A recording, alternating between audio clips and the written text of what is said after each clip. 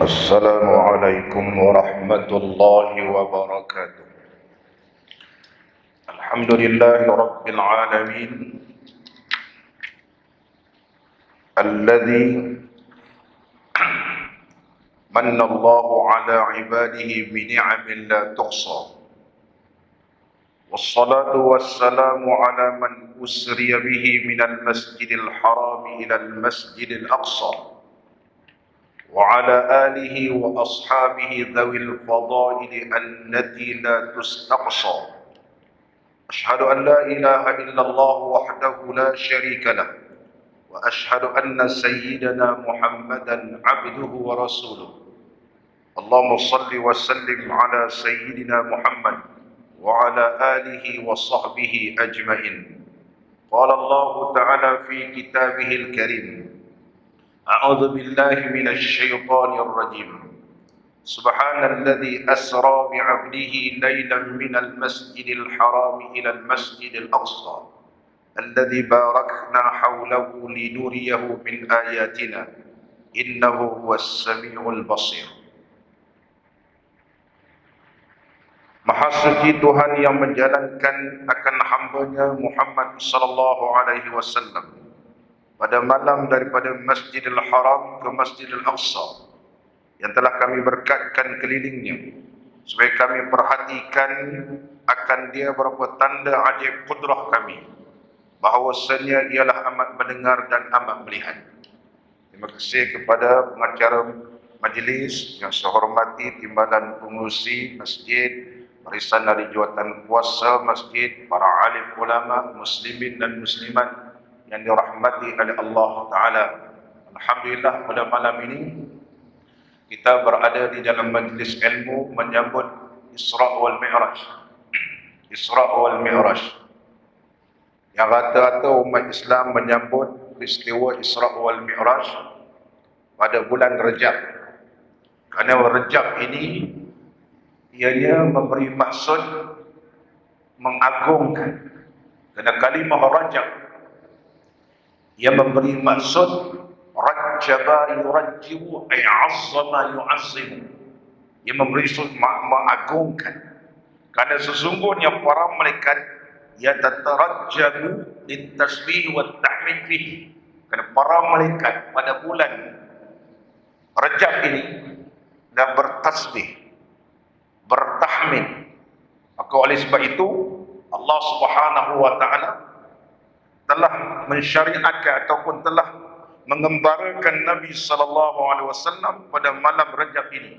Walaupun beberapa pandangan ulama kata peristiwa Isra' wal Mi'raj di bulan Rabiul Awal, Rabiul Akhir, ada yang berpandangan bulan Rajab, tapi kebanyakan ulama menyatakan bahawa ianya berlaku pada bulan Rajab. Dan Rajab ni dia banyak makna, banyak nama. Disebut juga Syahrullah, bulan Allah. Bukan bulan-bulan lain tu tak bulan Allah, tapi nama dia, iaitu Syahrullah. Dinamakan juga bulan inilah bulan Rajab. Nama juga bulan ini bulan Al-Asam. Kerana pada bulan ini seolah-olah kita dipekap, bisu.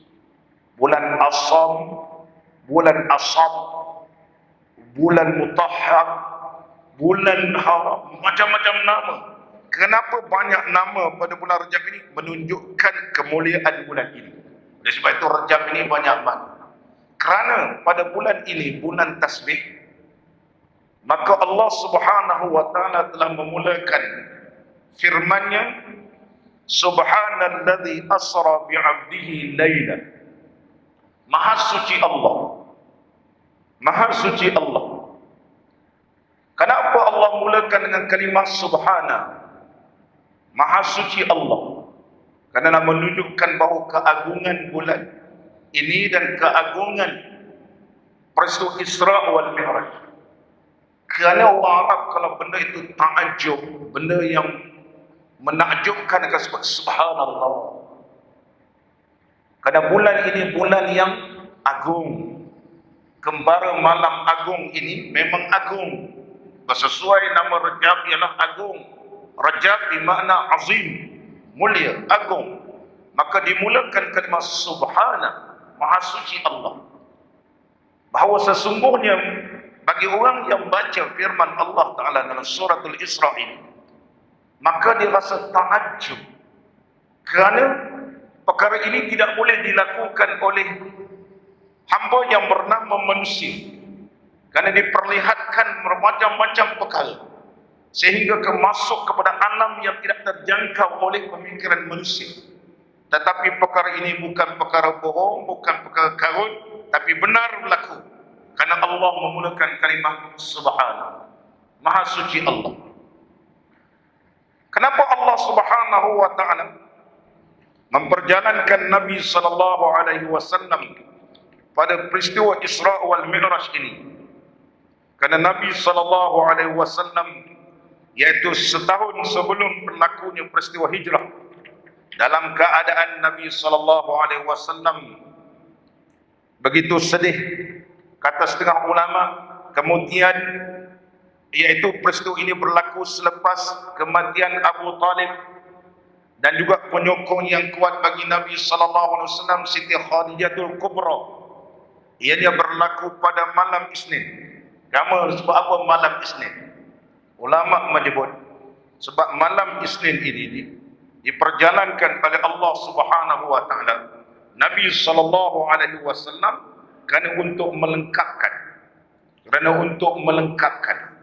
Nabi sallallahu alaihi wasallam lahir pada subuh hari Isnin, maka dikirakan seperti siang. Kemudian Nabi sallallahu alaihi wasallam diperjalankan di waktu malam, maka lengkaplah kesempurnaan, yaitu siang dan malam ke atas baginda Rasulullah sallallahu alaihi wasallam, seorang insan yang agung dan mulia di sisi Allah Subhanahu wa Ta'ala. Kalau tidak begitu lengkap, kerana Nabi sallallahu alaihi wasallam insan yang sempurna, seolah-olah kurang, yaitu malam tidak ada siang, maka subuh itu dikira seperti siang. Adapun malam iaitu diperjalankan Nabi sallallahu alaihi wasallam pada waktu malam. Maka Nabi sallallahu alaihi wasallam diperjalankan oleh Allah bermula daripada Masjidil Haram. Itu Maha Suci Allah yang telah memperjalankan hamba-Nya. Bila disebut kalimah hamba, mesti ada tuan. Ana abduka, saya hamba engkau. Kalau disebut namanya Syukri, macam saya kan. Contohnya diperjalankan oleh Allah Ta'ala, iaitu Muhammad pada waktu malam. Ini barangkali kita kebarangkalian Isra wal Mi'raj ini dengan roh saja, sebab disebut nama. Tetapi disebut bi'amdihi, dengan hambanya, ini menunjukkan bahawa roh dan jasad. Apa bukti roh dengan jasad?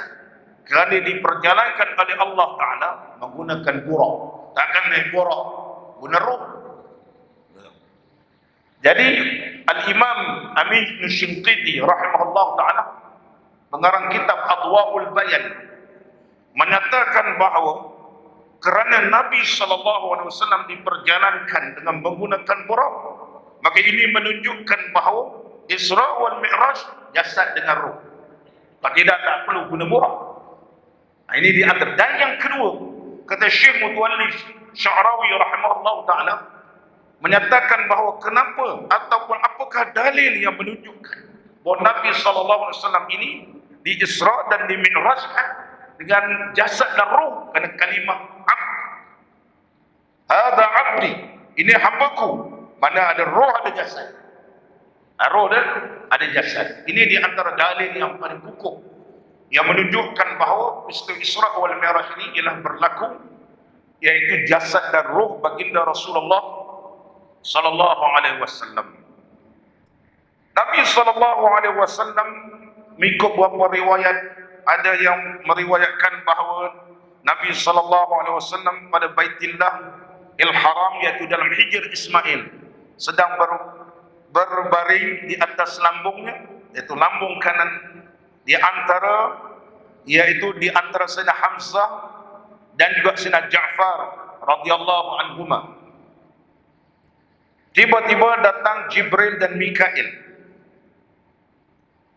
Mana datang Jibril dan Mikail dan ada satu malaikat yang lain telah membawa Nabi sallallahu alaihi wasallam dan didatangkan ke tempat Zamzam, dan Nabi sallallahu alaihi wasallam telah dilintangkan dan ke atas belakangnya dan dibelah dan diambilkan seketul ataupun dibelahkan dadanya daripada halkum sehingga perutnya. Maka Jibril berkata kepada Mikail, bawakan satu bekas daripada air Zamzam supaya aku sucikan hatinya, supaya diperluaskan dadanya.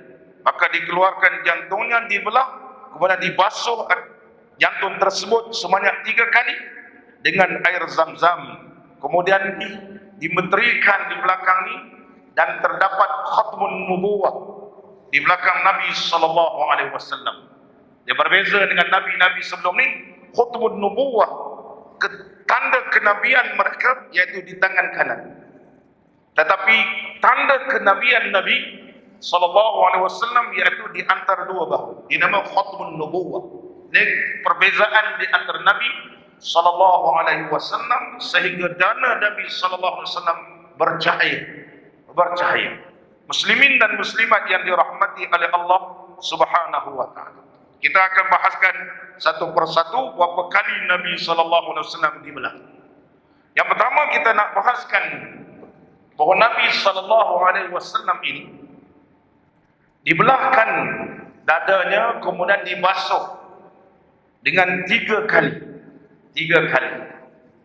3 kali ini kata ulama memberikan hikmah dan pengajaran kepada kita yang sambut Isra wal Mi'raj, mengajarkan kita iaitu perlu kita mendalami ilmu tauhid. Ilmu tauhid. Kerana tauhid ini dia ada 3. Yang pertama iaitu membahaskan tentang ketuhanan al-ilahiyah. Yang kedua, dan ilmu tauhid membahaskan tentang kenabian.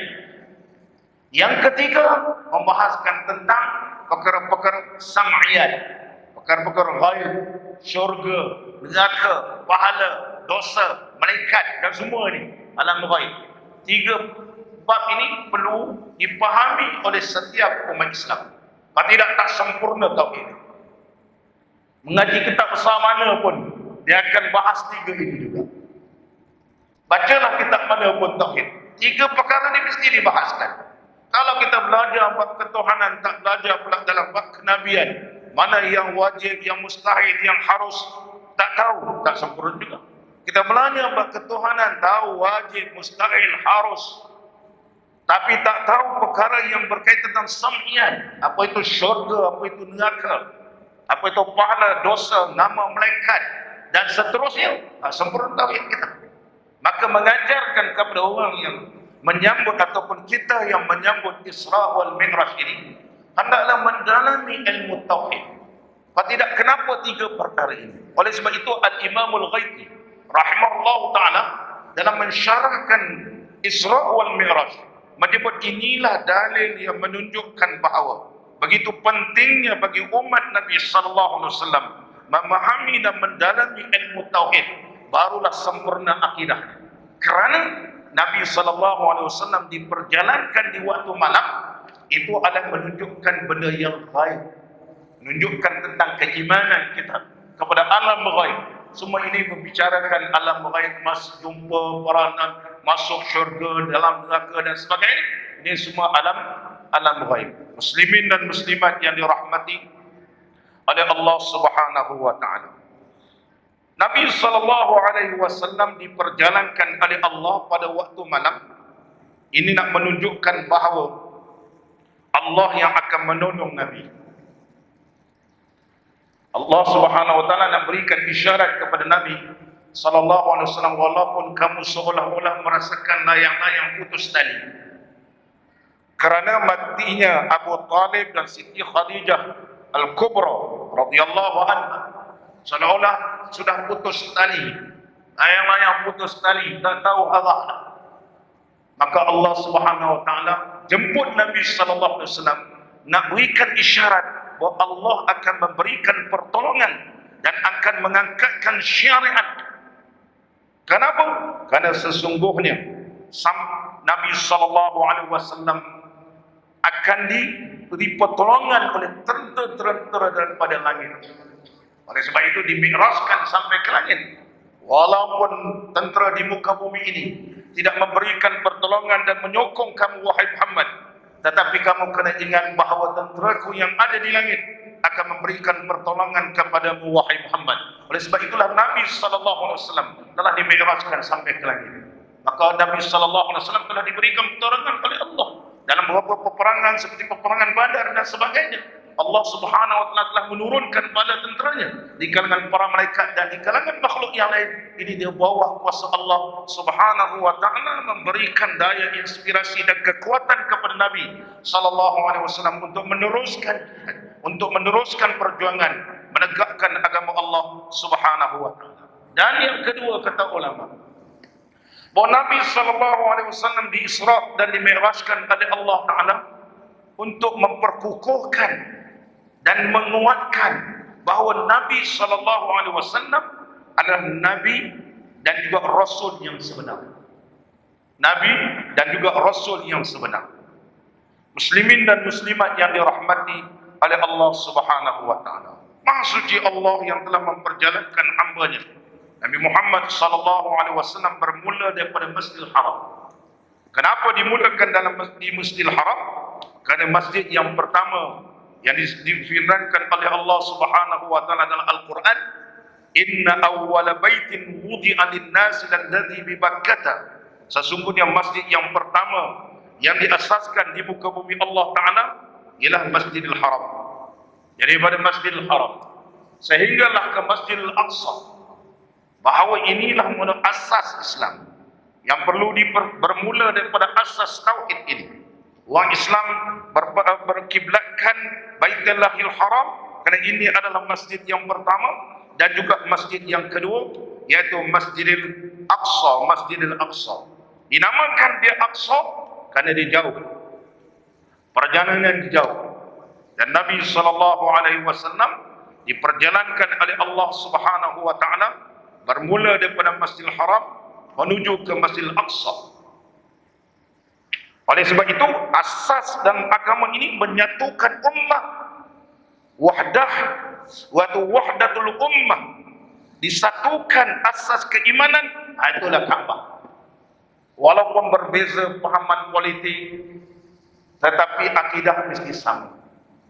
Bahawa ada kesatuan umat Islam. Kita baca surah Fil, tentera bergajah, habis. Dimusnahkan oleh Allah Ta'ala. Makna walaupun musuh-musuh Islam nak cuba menyerang umat Islam berbagai-bagai cara, tapi kalau mereka ini berpegang teguh kepada Quran dan Sunnah, berpaksikan Kaabah iaitu Tauhid, maka Allah akan memberikan kemenangan dan pertolongan kepada umat Nabi SAW. Mana kita perlu menyusun banyak strategi untuk mengukuhkan akidah umat Islam. Oleh sebab itu dalam peristiwa ini banyaknya gangguan-gangguan. Banyaknya gangguan dalam peristiwa Isra ini, diganggu oleh iblis, diganggu oleh Yahudi, diganggu oleh Nasrani, diganggu oleh dunia macam-macam. Kerana umat Islam inilah musuh-musuh. Kita menyusun strategi supaya umat Islam menjadi kukuh, ianya berasaskan kepada tauhid kepada Allah Subhanahu wa taala. Itulah sebab kenapa Nabi SAW dibasuh sebanyak 3 kali. Muslimin dan muslimat yang dirahmati oleh Allah Taala. Nabi SAW diperjalankan oleh Allah Ta'ala pada waktu malam. Pada waktu malam. Kenapa dipilih waktu malam? Pandangan yang pertama, bahawa Nabi SAW dipilih oleh Allah, diisrakan dan dimi'rajkan pada waktu malam. Kerana malam ini menunjukkan tentang keimanan benda yang gaib. Dan beriman benda yang gaib itu lebih kuat daripada beriman benda yang nampak. Siapa beriman benda yang gaib walaupun tak nampak tapi beriman, kuat. Berbeza kalau kita nampak. Oleh sebab itu kalau diceritakan, disebut oleh Nabi SAW tentang syurga begini, tentang neraka, dan digambarkan kepada Nabi SAW dan kisah Isra, kalau orang beriman dia terus terima. Ada beriman benda gaib. Sebab itu gelar ini menunjukkan bahawa ghaib. Kalau dia tak percaya benda ghaib, awal-awal lagi ayat Quran dia tidak percaya subhanallazi asra. Kerana maha suci Allah, Allah tidak dapat dilihat oleh mata panca indera, tetapi boleh dilihat berdasarkan segala ciptaan Allah Ta'ala dan segala bukti-bukti kewujudan Allah. Di antara tanda kewujudan Allah ialah Quran yang kita baca. Apa dalil paling pokok? Quran. Quran ialah kalam Allah. Maka Quran yang kita baca, yang tidak berubah sampai sekarang, ini menunjukkan tentang kewujudan Allah Subhanahu wa Ta'ala. Allah dah bersifat dengan sifat kesempurnaan. Yang kedua, kata ulama, yang kedua, sesungguhnya malam ini di annal laila khuliqa minal jannah. Satu riwayat bahawa malam ini dicipta daripada syurga. Oleh sebab itu malam kita tenang, siang kita jadi kelang kabut. Satu riwayat bahawa sesungguhnya malam ini dicipta daripada syurga. Maka sesuai Nabi SAW nak ditenangkan oleh Allah, diperjalankan di waktu malam. Maka waktu malam kita bermunajat, maka munajat kita diterima oleh Allah, kerana pada malam ini jadi tenang. Malam ialah untuk kita beribadat. Malam bukan untuk kita main naik basikal. Begitu. Orang malam beribadat, kita naik basikal sampai pukul 3 pagi, pukul 4 pagi. Malam untuk beribadat. Siang untuk kita maisha, mencari kehidupan. Kalau siang pun bekerja, malam pun kita berjalan lagi naik basikal. Bila dah beribadat, Allah berikan malam untuk kita bermunajat kepada Allah. Tapi waktu itulah kita tidak akan jadi kesihatan. Waktu beribadat kita pergi bersukan.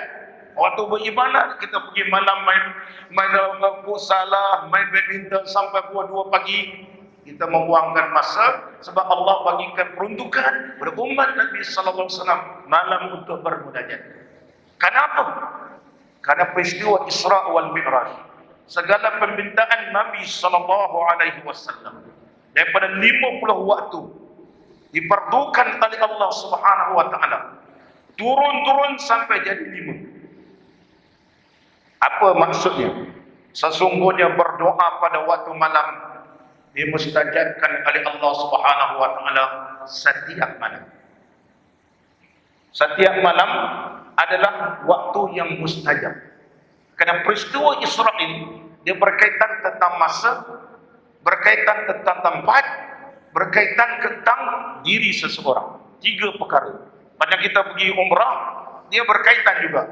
Berkaitan tentang masa, berkaitan tentang tempat, berkaitan tentang seseorang. Dia tidak akan boleh dipisahkan. Kita miqat tempat. Masa untuk kita miqat ada waktunya. Diri seseorang itu ihram. Dia 3. Isra wal Mi'raj begitu. Dia ada masa lailan. Dia ada tempat.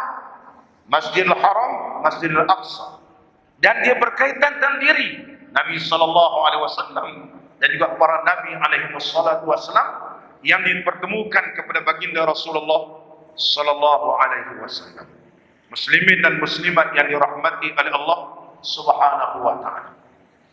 Nabi sallallahu alaihi wasallam diperjalankan di waktu malam kerana waktu malam ini menunjukkan kepada kita waktu yang mustajab doa. Tetapi lain daripada malam, waktu siang ini hanya hari Jumaat dalam hadis Nabi sallallahu alaihi wasallam, waktu siang mustajab doa hari Jumaat. Hari lain tidak disebut. Mungkin waktu ini mustajab, mungkin waktu ini tak mustajab, mungkin waktu ini tak mustajab. Tetapi hari Jumaat, sepanjang siang hari Jumaat mustajab. Hari Jumaat. Tetapi malam tidak dikhususkan. Malam Isnin ke, malam Selasa ke, malam Rabu, malam Khamis, malam Jumaat, malam Sabtu, malam Ahad. Malam ini adalah tempat yang waktu yang mustajabnya doa. Jadi peristiwa Isra wal Mi'raj menunjukkan kepada kita kelebihan tempat, kelebihan masa dan kelebihan seseorang. Maka kita kena ambil manfaat kelebihan masa yang diberikan oleh Allah. Adapun waktu yang lain, Nabi SAW memperjelaskan kepada kita waktu-waktu mustajab doa. Contoh waktu mustajab doa ketika mana? azan, doa mustajab. Mana lepas azan kita berdoa, mustajab. Ketika iqamah pun kita mustajab doa. Apa kita jawab waktu iqamah, lepas tu kita berdoa, mustajab. Wa bainal azan wal iqamah, tempoh di antara azan dan qamat, mustajab doa. Ini masa-masa yang mustajab. Jadi ada orang berkesempatan, dia datang semayang, dengar azan, dah tunggu-tunggu qamat, dia beribadah, dia berdoa. Ya, Nabi SAW telah janjikan itulah tempat mustajab. Cari tempat masa-masa ini. Dan di antara tempat mustajab, inda hay'alatain, di antara hayya 'ala shalah dengan hayya 'ala falah, itu di antara doa mustajab. La haula wala quwata illa billahil aliyyil azim. Mustajab doa. Kita tak ada daya dan upaya melainkan dengan pertolongan Allah, pemberian Allah, kurniaan Allah. Mustajab doa. Ketika mana? Ketika berada di dalam saf peperangan ini, kita tak merasa. Ketika mana hujan lebat, dan doa mustajab selepas semayang fardu, mustajab. Oleh sebab itu lepas semayang kita jangan lepaskan peluang untuk berdoa. Di waktu sujud mustajab. Selepas kita habis membaca Quran, terutama khatam Quran, ketika imam membaca waladhdallin waktu amin, mustajab ke ya Allah doaku, ya mustajab. Ketika minum air zam-zam, mustajab. Ketika berada dalam majlis zikir, doa mustajab. Ketika mana seorang yang nak menutupkan matanya menghadapi sakratul maut, yang waktu terakhir itu mustajab doa. Ini di antara waktu-waktu mustajab. Mana ada waktu azan, ada waktu selepas solat, mana tertentu waktu, berbeza waktu malam. Waktu malam adalah waktu yang mustajabnya doa. Maka ambillah peluang tersebut supaya kita tidak tergolong di kalangan orang-orang yang rugi ketika mana di waktu malam sepatutnya kita berdoa tetapi kita tak berdoa. Malam ini dimuliakan oleh Allah Ta'ala dengan beberapa kemuliaan. Yang pertama, Isra, iaitu Mi'raj. Isra wal Mi'raj. Yang kedua, diturunkan oleh Allah Al-Quranul Karim pada malam Lailatul Qadar. Pada malam Lailatul Qadar. Maka dua ini pun sudah cukup menunjukkan kelebihan waktu malam. Peristiwa Mi'raj, Isra wal Mi'raj. Turunnya Al-Quranul Karim pada malam Lailatul Qadar. Ini menunjukkan bahawa malam adalah di antara waktu yang paling mulia. Maka oleh sebab itu Allah Subhanahu wa taala memperjalankan baginda Rasulullah sallallahu alaihi wasallam daripada Masjidil Haram sehingga Masjidil Aqsa. Maka Masjidil Aqsa, Nabi sallallahu alaihi wasallam telah ditanya oleh Abu Dzar Al-Ghifari radhiyallahu anhu. Qultu ya Rasulullah sallallahu alaihi wasallam, ayyu masjidin wudi'a fil ardi awwal? Apakah dia masjid yang pertama dibina di muka bumi Allah ini? Qala al-Masjidul Haram. Itu Masjidil Haram. Summa qala, qultu summa ay? Kemudian aku bertanya, selepas itu apa dia Rasulullah? Qala al-Masjidul Aqsa. Yaitu Masjidil Aqsa. Kemudian aku bertanya lagi, qultu ya Rasulullah kam bainahuma? Wahai Rasulullah sallallahu alaihi wasallam, berapa jarak di antara pembinaan Masjidil Haram dengan Masjidil Aqsa? Qala 40 sanatan, itu 40 tahun. 40 tahun. Muslimin dan muslimat yang dirahmati oleh Allah Subhanahu wa taala. Kenapa dipilih Masjidil Aqsa? Karena ulama menyatakan dipilih Masjidil Aqsa ini sebagaimana diriwayatkan oleh Ibnu Majah daripada Maimunah radhiyallahu anha. Katanya, aku bertanya kepada Nabi sallallahu alaihi wasallam, aftina fi Baitul Maqdis. Berikan panduan kepada kami sebab apa nama Baitul Maqdis? Qala ardul mahsyar. Karena sesungguhnya Baitul Maqdis itu adalah bumi padang mahsyar. Luaslah padang mahsyar ini. Ada yang menyatakan berdasarkan hadis ini menunjukkan bahawa mahsyar itu al-jam'u yaumal qiyamah, dikumpulkan pada hari kiamat. Masjidil Aqsa. Kemudian Nabi sallallahu alaihi wasallam menyambung lagi, ituhu wasallu fi. Silalah datang ke Masjidil Aqsa dan sembahyang di dalamnya. Kita doa kepada Allah Ta'ala, Allah pemudahkan kita di sembahyang Masjidil Aqsa. Fa inna salatahu fihi ka'alfi salatin fi ghairihi. Sesungguhnya sembahyang dalam Masjidil Aqsa, yaitu 1000 sembahyang, pahalanya berbeza dengan sembahyang di tempat yang lain. Kemudian qultu ara'aita illam astati' an usalliya fihi. Aku mengajukan lagi soalan, wahai Rasulullah sallallahu alaihi wasallam, aku tidak mampu, kalau tak mampu nak pergi sembahyang situ macam mana wahai Rasulullah? Sebab Nabi sallallahu alaihi wasallam bersabda, itu datanglah. Bukan semua di antara kita mampu boleh pergi. Kita nak berjalan ke Sabah pun payah, nak pergi Sarawak pun banyak. Kadang-kadang nak pergi Langkawi pun tak dapat. Ini pula nak pergi ke Baitul Maqdis. Maka Nabi SAW bersabda, tahdihi lauzitan yusraju fihi, faman fa'ala dhalika fahuwa kaman atahu wa salla fihi. Rawahu Abu Daud wa Ibnu Majah. Kalau tak boleh, maka kamu hendaklah membantu. Membantu apa? Hadiahkan, berikan sumbangan untuk menyalakan lampu-lampu di dalam Masjidil Aqsa. Karena barang siapa yang melakukan semacam rupa, maintenance dan apa semua Masjidil Aqsa ni, seolah-olah ianya telah datang ke Masjidil Aqsa dan sembahyang di dalamnya. Ini boleh. Ini boleh kita mampu membantu Masjidil Aqsa. Karena masjid ini dimuliakan oleh Allah Subhanahu wa taala. Muslimin dan muslimat yang dirahmati oleh Allah Subhanahu wa taala. Dan Nabi SAW ni, sebelum sampai ke Masjidil Aqsa, dia banyak tempat dia lalu. Saya hurai dari sudut ilmu tasawuf. Dari sudut ilmu tasawuf, kenapa Nabi SAW ni berhenti banyak tempat? Jibril kata, berhenti sini wahai Muhammad, dan semayang. Nabi SAW semayang mengikut syariat Nabi Allah Ibrahim alaihissalam. Semayang. Belum syariat semayang lagi. Sebab Nabi sebelum-sebelum ni pun ada semayang. Jadi Nabi SAW pun semayang. Apakah kamu tahu tempat ini? Nabi SAW tak cakap pun, tak tanya apa ke tempat kan. Tapi Nabi kata, aku tak tahu. Ini adalah Taibah. Taibah. Kemudian yang kedua, adakah kamu tahu apakah nama tempat ini? Dia kata, aku tak tahu wahai Rasulullah. Maka ini adalah Madian. Madian, yang mana ada pokok tempat Nabi Allah Musa alaihissalam bermunajat. Kalau kita pergi ke Mesir, pergi di semenanjung Sinai, di Sinai, kita akan jumpa satu gereja besar di Saint-Catherine tu. Dalam dia tu letak satu pokok, dia nama Aliqah Muqaddasah nama dia. Dia katalah, inilah pokok Nabi Allah Musa ketika bermunajat. Nabi semayang 2 rakaat.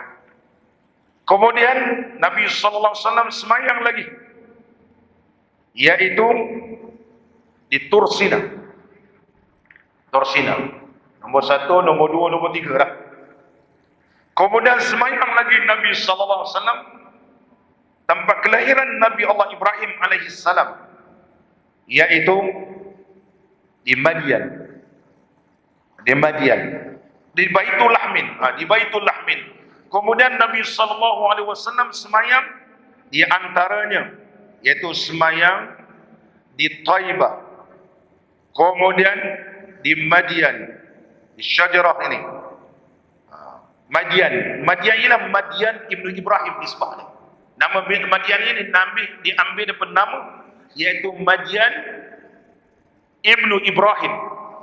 Kemudian semayang pula yang keempat di Baitul Lahmin, tempat kelahiran Nabi Allah Isa alaihissalam. Yang kelima yaitu Baitul Maqdis. Sebab apa 5? Orang dari sudut kesufian, dari sudut sufi. 5 ni sudah menunjukkan bahawa 5 waktu. Maka Nabi SAW ketika semayang 5 tempat ni, Nabi tak cakap.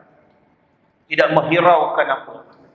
Panggilan Yahudi ke, panggilan Nasrani ke, panggilan jasmani tidak dihiraukan. Azan dulu. Kita sambung selepas azan. Kalau tak ingatkan saya, ingatkan 5 waktu. Sebab apa 5 tempat?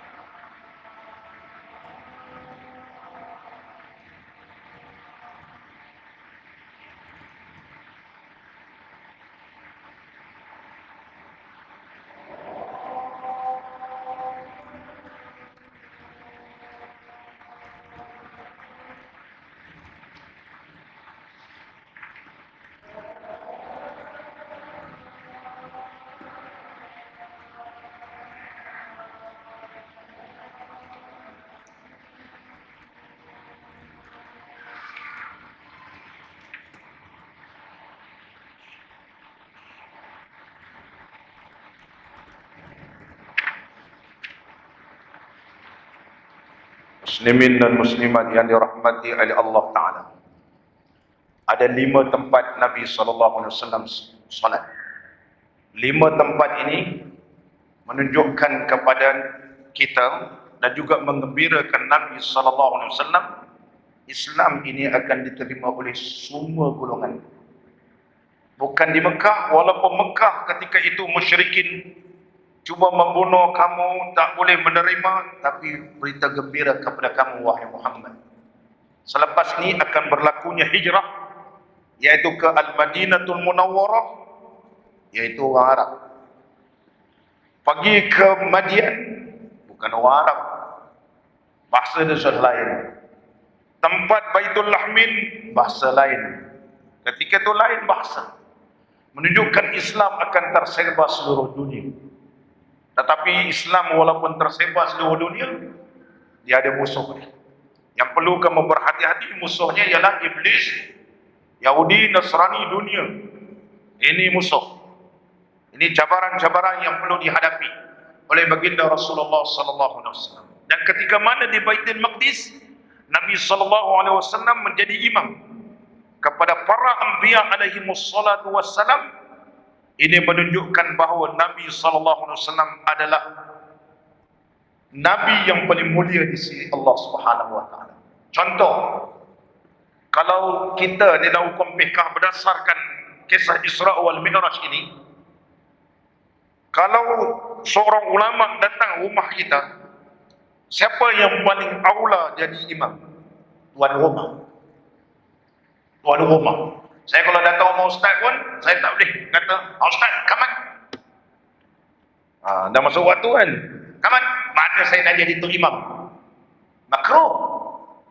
Contoh masjid, ustaz telah dilantik menjadi imam. Nanti nak sembahyang isyak, saya terhegi-hegi di depan. Dah pegang ni. Kamat, mana memang nak jadi imam? Tak boleh. Kena minta izin. Kerana ustaz ni telah diradai oleh masyarakat. Mungkin orang tak reda saya jadi imam. Sebab apa? Suara tak sedap. Suara tak sedap. Dia kata, apalah Ustaz Syukri, suara kata sedap. Tu imam lagi sedap. Orang tak selesa. Berdasarkan hadis itu, menunjukkan bahawa Nabi SAW sahib. Itu agama ini, yang mana daulah Islamiah ini akan dibentuk. Negara Islam ini diketuai oleh Nabi SAW. Oleh sebab itu imam itu menunjukkan bila Nabi SAW maju menjadi imam dalam masjid, iaitu dia Masjid Al-Aqsa, Baitul Maqdis, menunjukkan bahawa sahibul bait itu adalah lebih afdal baginda Rasulullah SAW. Dan Nabi akhir zaman ini, Nabi lah yang paling aula dan paling utama menjadi imam, dan menunjukkan bahawa Nabi SAW ini adalah Rasulullah, membawa rahmat sekalian alam, yang merupakan ketua segala-galanya. Ini berita gembira kepada baginda Rasulullah SAW. Muslimin dan muslimat yang dirahmati oleh Allah, manakala mengikut pandangan ulama sufi, ini mengajarkan kita dari sudut kerohanian. Semayang ni, bila Nabi SAW semayang, dia tidak ada pandang benda yang lain. Sehingga nak tanya pun tak ada. Jibril yang tanya, adakah kamu tahu wahai Muhammad, apakah nama tempat ini? Kalau kita tak, kita yang tanya. Maka Nabi SAW tak tahu. Maka Nabi SAW qala sallaita bi Taibata wa ilaihal muhajaratu. Inilah Taibah, tempat yang paling baik, Al-Madinatul Munawwarah, dan kamu akan berhijrah ke sini. Mana orang yang memfokuskan ibadat kepada Allah, dia tak pandang benda yang lain. Apabila menuju ke hadrat Allah Ta'ala, musyahadah, dia kepada Allah, menyaksikan kehebatan Allah, tak terpandang kepada yang lain. Tapi kalau kita semayang, pandang handphone, pandang apa lagi, habis. Nak semayang, tengok handset lagi. Tengok FB. Hatta kalau nak semayang cuma ada orang baca khutbah. Ni budak, tak kira lah. Kalau budak muda, anak-anak, mungkin dia jahil. Orang tua pun sama. Orang tua pun sama. Allah Akbar. Terus bila saya semayang sini, kadang-kadang tu imam beritahu, jangan tengok handphone. Wahai yang makan-makan di gerai-gerai, berhentilah makan. Tu imam kita, khatib kita. Orang tengah baca khutbah, sibuk lagi nak makan. Tak ada rasa terpanggil. Inilah sampai Isra wal Mi'raj. Apabila kita nak bermunajat kepada Allah, tak terpandang makan, tak terpandang kepada minum, tak terpandang kepada makan free-free depan ni. Ada nasi lemak, ada nasi bubur, ada buah apple depan ni banyak. Dia fikir begitu. Air macam-macam dengan air, macam-macam air depan kita. Alhamdulillah rezeki banyak. Tapi masih lagi orang kita tidak menjiwai dan memahami panggilan Allah. Maka Isra wal Mi'raj mengajarkan kepada kita, bila nak bermunajat kepada Allah, tak terpandang pun. Boleh Allah terima. Oleh sebab itulah Nabi SAW diterima terus bermunajat kepada Allah Ta'ala. Kerana Nabi menunjukkan ketika beribadat tidak terpandang pada yang lain. Maka apa tujuan kita Allah ciptakan di muka bumi ini? Mengabdikan diri kepada Allah, itulah yang paling, iaitu sepatutnya hamba Allah yang merabdikan. Adakah kita nak semayang sepanjang hari? Dan ulama mengajarkan kepada kita, kerana semayang ini perlu menghadap kiblat. Bila menghadap kiblat, kita kena ada ilmu sains. Sama ilmu sainsnya dengan ilmu geografinya, ilmu falaknya. Maka umat Islam mesti menerokai ilmu falak. Menerokai ilmu falak berdasarkan Isra wal Mi'raj ni. Maka kita nak semayang menghadap kiblat. Maka kita memahami semua ni. Memahami orang Islam ni terlebih ke hadapan dalam membicarakan ilmu-ilmu ini. Kita nak semayang kena menutup aurat. Maka mesti ada orang Islam kepakaran buat baju. Buat apa? Buat baju. Bila nak buat baju, ada kilang. Dan adanya pekerja. Dan adanya pelanggan. Maka di sinilah diajarkan, walaupun kita bekerja kepakaran dalam semua dan sudut bidang ini, orang pakar dari sudut ilmu kimianya, pakar di sudut ilmu sainsnya, pakar dari sudut ilmu biologinya, pakar di sudut macam-macam pakar. Orang ni pakar di sudut pertukangannya dan sebagainya. Tapi jangan lupa ingat Allah. Karena di antara hadaf kita ialah Allah. Jadi ini disebut oleh ulama-ulama sufi. Sesungguhnya dunia ini tidak mengganggukan kita. Tidak kita terperdaya dengan dunia dalam mencari redha Allah Subhanahu wa taala. Bahawa sungguhnya 5 waktu, 5 tempat kita semayang ini, itulah menunjukkan bahawa jalan kita adalah nak menuju ke hadirat Allah Subhanahu wa taala. Muslimin dan muslimat yang dirahmati oleh Allah. Ni kalau belum naik ke langit lagi ni. Belum naik ke langit. Ini kalau kita ringkaskan sikit. Bukan semua orang boleh tunggu kan. Jadi muslimin dan muslimat yang dirahmati oleh Allah Subhanahu wa taala. Nabi SAW semayang di Masjidil Aqsa. Dan kemudian barulah borak ni kita naik atas. Borak ni kalau kita pandang borak ini dia satu binatang yang liar. Mula-mula dia takkan tenteram sebab dia binatang liar. Dia bukan satu binatang yang jinak. Maka Jibril kata, "Hai borak, adakah kamu tidak tahu inilah Muhammad Rasulullah?" Baru dia kenal. Okey, itu adalah hadis. Ulama sufi membahaskan jiwa kita ini liar. Kita ni dengan nafsu ammarah liar. Macam mana nak menjinakkan keliar kita ni? Ialah dengan berselawat ke atas Nabi SAW. Mengikut sunnah Nabi SAW, segala yang liar kita ini, liar hati kita, perangai kita, akhlak kita tak baik, sembahyang, selawat. Maka malaikat Jibril menyebut, ini Muhammad kekasih Allah. Terus jadi gerun ketika itu, terdiam borak ketika itu, terus tunduk. Ini borak. Kita manusia ni dengar nama Nabi SAW dipanggil sembahyang pun ada je. Kita lebih teruk daripada binatang. Maka jadilah ulama sufi kata, inilah petunjuk kepada kesufian menuju ke hadrat Allah Ta'ala, pembersihan hati.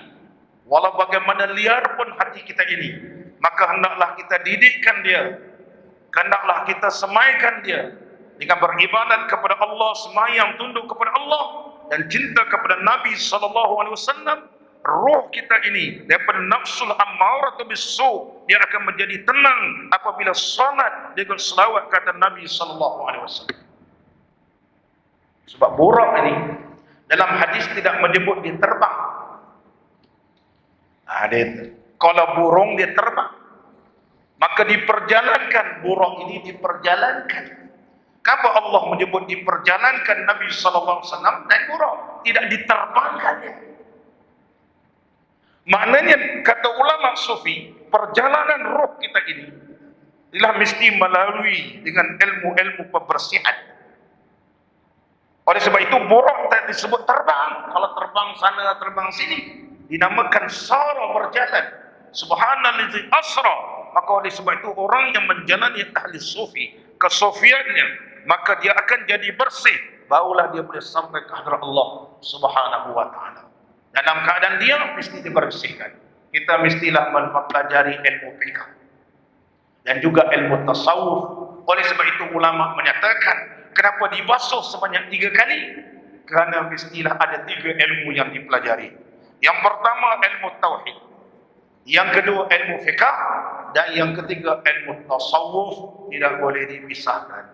Orang ngaji ilmu fiqh dia rasa dia hebat, maka orang ni salah, orang ni salah. Oh, kalau apa bagi pandangan ni? Kalau dia mengaji ilmu tauhid saja, kafir, kafir bid'ah, kafir, kafir bid'ah. Orang di sufi pula, oh ada syekh ni, la haula wala quwata illa billahil azim. Tak mencarakan bab dunia. Jom kita pakai duduk je, pegang tasbih, tak sempurna. Maka untuk menyempurnakan 3 ilmu mesti dipelajari. Ilmu fiqh kita pelajari, ilmu tauhid kita pelajari. Yang pertama tauhid, yang kedua fiqh, yang ketiga tasawuf. Kenapa? Karena dia ini menunjukkan bahawa memerlukan pembersihan melalui ilmu tasawuf, diperjalankan menuju ke hadrat Allah Ta'ala.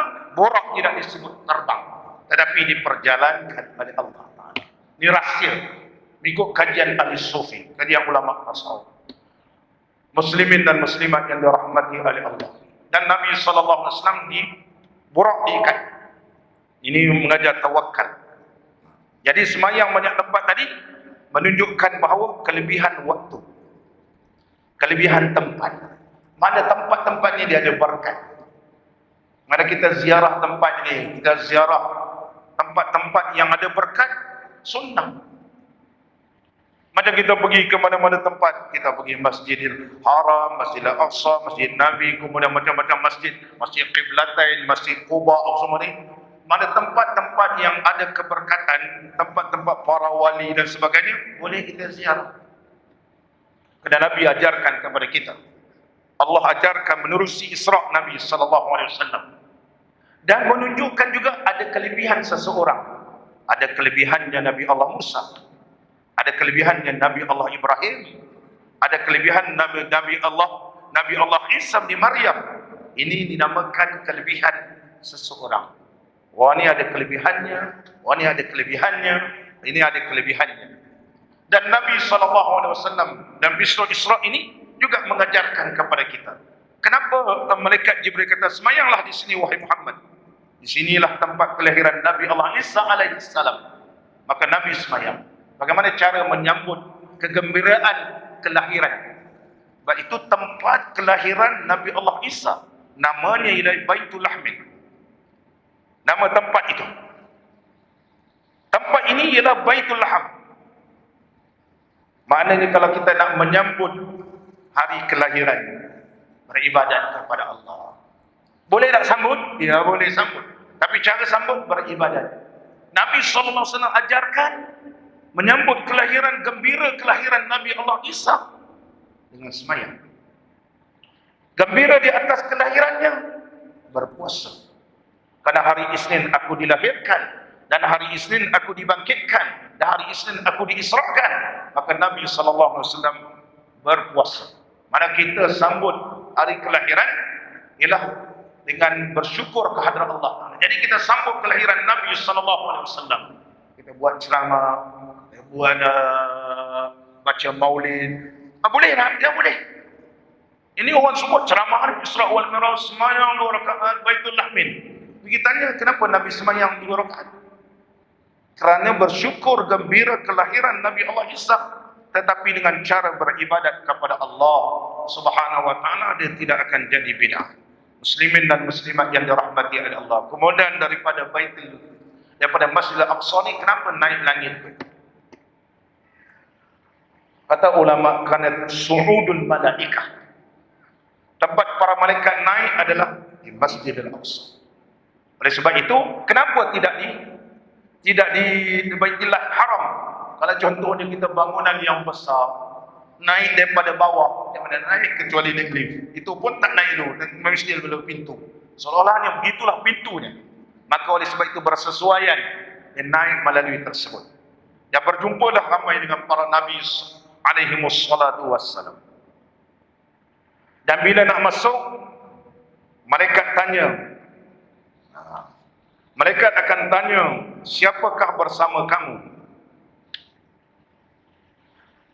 Nak menunjukkan bahawa sesungguhnya Nabi SAW ini dikenal bukan setakat penduduk di bumi, tetapi penghuni di langit juga mengenal baginda Rasulullah SAW. Maka Nabi SAW seorang yang tawadhu. Sebelum kita sambung, naik atas ni Nabi SAW pernah dan diberikan minum pilihan. The house, iaitu diberikan minum pilihan susu, khamar, arak dan juga madu. Tapi pilih susu. Kalau kita kata madu lah berkhasiat, tapi kenapa pilih susu? Dipilihkan susu kerana susu ni Allah yang jadi. Susu awal lembu ke, susu manusia ke? Nak cari susu awal lembu bukan senang. Mula-mula lembu tu nak keluar susu. Betul. Susu awal lembu. Siapa jadikan susu? Allah. Susu manusia? Allah. Madu? Lebah. Lebah pergi ambil sana, ambil madu sana. Jadilah dia madu tualang. Ataupun madu Bukit Katil. Ada madu Melaka kan? Dan kita madu bukan daripada, betul-betul tulen daripada Allah. Allah jadikan sana manisan dikumpulkan oleh lebah. Ini pencampuran. Dia bukan fitrah. Arak pun begitu diproses. Tapi susu, maka malaikat berkata, sesungguhnya engkau telah memilih fitrah. Maka kalau kita nak berjaya, pilihlah fitrah Allah, Islam. Yang pilih yang lain, pilihlah hukum Allah. Hukum itulah yang sesuai, yang diciptakan oleh Allah Subhanahu wa taala di muka bumi ini. Itulah paling sesuai diajarkan oleh Nabi SAW dalam peristiwa Isra wal Mi'raj. Maka Nabi SAW memilih fitrah kejadian Allah Ta'ala. Kalau kita campur sana, campur sini, dia takkan jadi baik. Tapi kalau kita ambil betul-betul tulen daripada Allah Ta'ala yang dibawa oleh Nabi SAW, itu adalah lebih baik. Muslimin dan muslimat yang dirahmati oleh Allah. Jadi Nabi SAW bila naik ke langit, dan seorang yang tawadhu. Kalau kita ni kalau dah hebat, kita tak hormat dengan orang. Kita nak masuk kawasan orang, kena hormat. Diberikan salam, kemudian siapakah bersama kamu? Bersamaku ialah Muhammad. Baulah marhaban. Menunjukkan seorang yang humble, seorang yang tawadhu, merendah diri. Kita walaupun tinggi mana kedudukan kita, apapun kita mesti merendah diri. Tidak merasa bongkar, merasa takabur dan riak dan sebagainya. Kemudian Nabi SAW naik sehingga bertemu dengan ramai para Nabi. Bertemu dengan Nabi Allah Adam AS. Kemudian bertemu dengan Nabi Allah Isa AS. Bertemu dengan Nabi Allah Yusuf AS. Bertemu dengan Nabi Allah Idris AS. Bertemu dengan Nabi Allah Musa AS. Bertemu dengan Nabi Allah Ibrahim AS. pertemuan dengan Nabi ini, dia ada motif sebalik. Pertemuan dengan Nabi Allah Adam alaihissalam memberikan motivasi kepada Nabi sallallahu alaihi wasallam. Ada isyaratnya, yaitu wahai Muhammad, selepas peristiwa Isra wal Mi'raj ini, kamu akan dihalau daripada Mekah. Sebagaimana Nabi Allah Adam keluar daripada syurga. Tapi kamu kena, akulah akan memberikan pertolongan. Maka isyarat bertemu dengan Nabi Allah Adam alaihissalam ialah mengingatkan bahawa selepas ini kamu akan berhijrah. Tak lama selepas itu Nabi SAW berhijrah selepas peristiwa Isra wal Mi'raj. Bertemu dengan Nabi Allah Isa dan juga Nabi Allah Yahya. Bertemu dengan Nabi Allah Isa ini memberikan kekuatan kepada Nabi SAW, kerana Nabi Allah Isa ini musuhnya ialah Yahudi. Musuhnya ialah Yahudi. Maka musuh kamu yang pertama bila sampai kepada Madinah Al-Munawwarah berhadapan dengan orang Yahudi. Yahudi Madinah. Maka Nabi dah diberikan isyarat-isyarat ketika mana peristiwa Mi'raj ke langit. Bertemu dengan Nabi Allah Yusuf alaihissalam. Nabi Allah Yusuf ni dia berkaitan tentang adik-beradik. Memberikan isyarat kepada Nabi SAW bahawa kamu akan berhadapan dengan ahli keluarga kamu, kaum kerabat kamu yang menghalangkan kamu, maka kamu terus terima. Maka Nabi SAW diberikan isyarat oleh Allah Ta'ala yang menentang, ada yang menyokong, ada menentang, sebagaimana kisah yang berlaku kepada Nabi Allah Yusuf alaihissalam. Bertemu dengan Nabi Allah Idris alaihissalam, yaitu Nabi Allah Idris telah diangkatkan kedudukan oleh Allah di dalam syurga.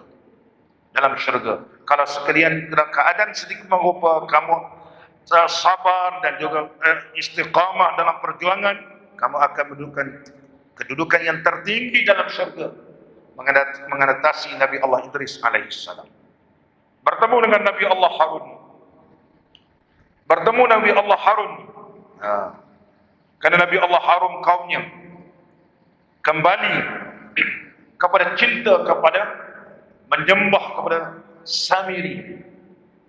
Kira Nabi Allah Musa bermunajat dengan Nabi Allah Harun, maka inilah yang menyebabkan bahawa sesungguhnya mengingatkan kepada Nabi SAW berhadapan dengan kaum musyrikin di antara kaum-kaumnya yang ada yang kufur kepada Allah Subhanahu wa taala, yang akan menghinakan dan menyakiti baginda Rasulullah sallallahu alaihi wasallam.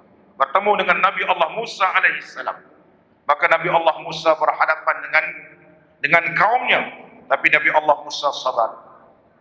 Bertemu dengan Nabi Allah Ibrahim, menunjukkan bahawa penghujungnya wahai Muhammad, kamu akan pergi ke Mekah juga. Mana pembukaan Mekah?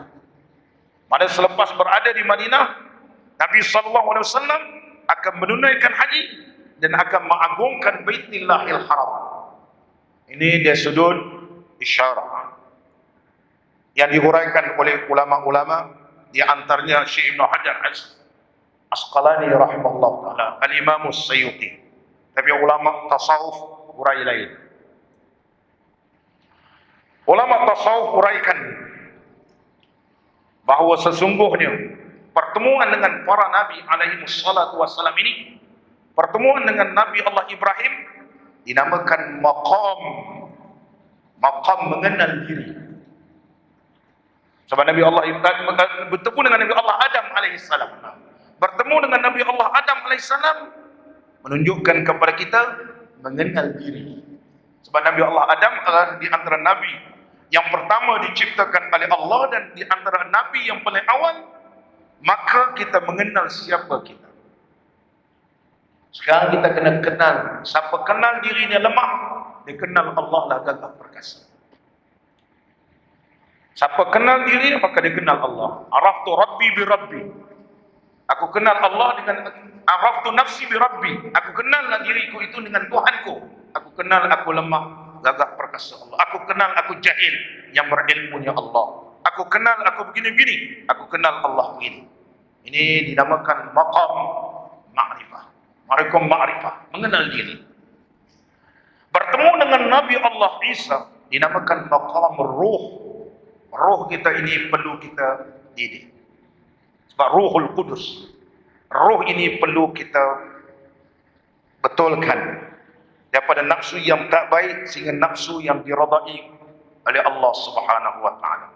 Bertemu dengan Nabi Allah Yusuf alaihissalam dinamakan maqamul maqam jamal, iaitu Nabi Allah Yusuf ni adalah nabi yang paling cantik.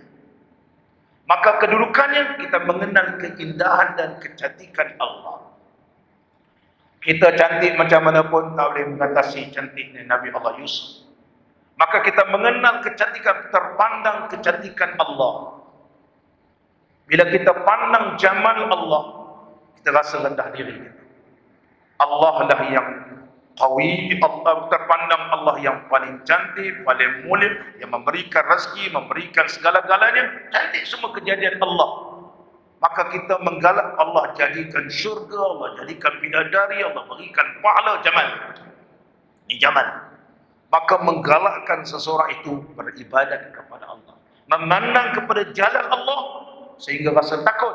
Allah sediakan neraka, Allah sediakan dosa, diseksa dalam kubur, di padang mahsyar, sehingga menggerunkan dan dia menjadi hamba Allah yang rendah diri, takut kepada Allah. Adapun yang lain itu simpan. Cukup yang pertama tadi saya dah huraikan sebab apa bertemu dengan Nabi Allah Adam dan sebagainya. Dan kemudian dipertukan oleh Allah sembahyang 5 waktu. Sebab apa 5 ni? Asalnya 50. Ada ulama menyatakan Al-Imamul Ghaiti 50 ni ialah subuh 50 kali kita lakukan, Zuhur 50 kali kita lakukan. 50. Asar pun 50 rakaat. Cuba sembahyang asar sampai 50. Itu sebab dia berat. Sehingga bertemu dengan Nabi Allah Musa. Musa kata berat. Umat aku lagilah bulu rumah boleh tembus baju. Pun takkan boleh buat lakukan sedemikian rupa. Tambah umat kamu lagi ketok-ketok belakang ni. Takkan boleh mampu ni. Mintalah. Dia menunjukkan kepada kita jangan berputus asa memohon kehadrat Allah. Sehingga jadi 5. 5 tu tetap subuh, tetap zuhur, tetap asar, tetap maghrib, tetap isya. Hanya dikurangkan daripada 50 subuh, 50 kali kita lakukan, turun jadi 40 kali. Turun menjadi 30, 20, 10 last kali. 15 kali barulah satu.